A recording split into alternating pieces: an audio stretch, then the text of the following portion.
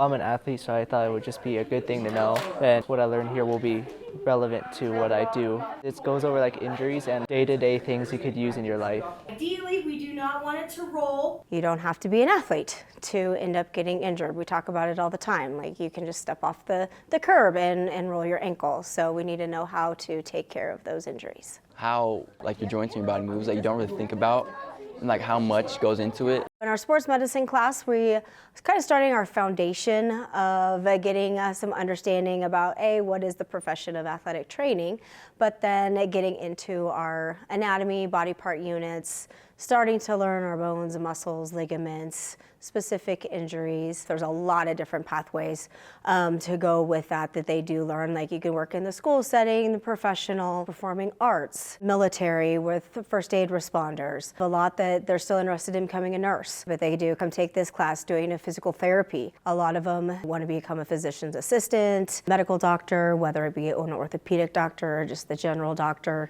but getting a lot of firsthand basis of starting to learn that anatomy.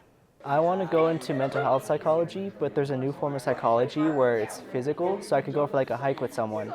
And if they were to get hurt on that hike, I would know what to do. Let's say you dislocate your patella, basically your kneecap.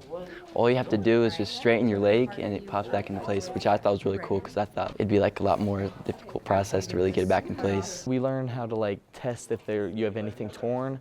We also learn how to see if you have any medical problems. So say you have a heart attack, we learn about heart attacks and like what is happening and what to do when someone is having one. You just learn so much useful information that you could use later on in your life. It is way more than the water bottles. You want the certified athletic trainers there to make those split decisions of what needs to be done to save a life.